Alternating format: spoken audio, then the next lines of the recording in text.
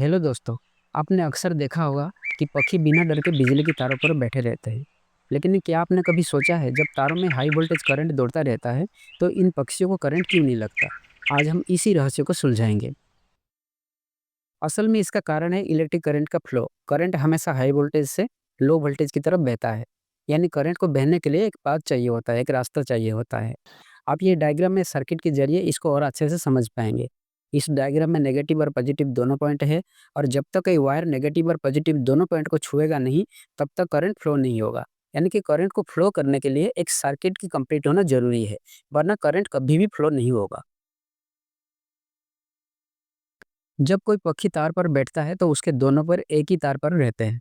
इसका मतलब है कि पक्षी के शरीर में कोई पोटेंशियल डिफरेंस नहीं बनता है।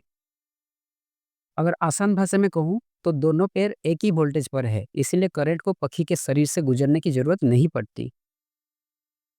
लेकिन सोचने वाली बात यह है, अगर वही पक्षी गलती से एक साथ दो तारों को छू ले, या फिर तार और कोई पोल को छू ले, तब एक पोटेंशियल डिफरेंस बन जाएगा और करंट पक्षी के शरीर से होकर गुजरेगा। यही स्थिति उसके लिए खतरनाक होती है। लेकिन इंसान को करंट लग जाता है, क्योंकि जब हम बिजली के तारों को छूते हैं हमारा शरीर जमीन से जुड़ा होता है। जमीन का पोटेंशियल तार से अलग होता है, और करंट हमारा शरीर से होकर अर्थ में बहने लगता है। इसी वजह से हमें करंट का झटका लगता है।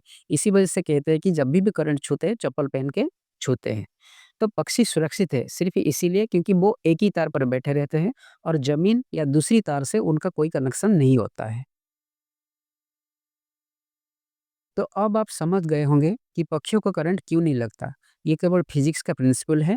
करंट तभी लगेगा जब दो अलग वोल्टेज पॉइंट्स को छुआ जाए। इसलिए बिजली के तारों से दूर रहना चाहिए, क्योंकि एक छोटी सी गलती इंसान और पक्षी दोनों के लिए जानलेवा हो सकती है। अगर आपको ये जानकारी अच्छी लगी हो तो वीडियो को लाइक, शेयर और सब्सक्राइब करना ना भूलें। जय हिंद, जय भारत।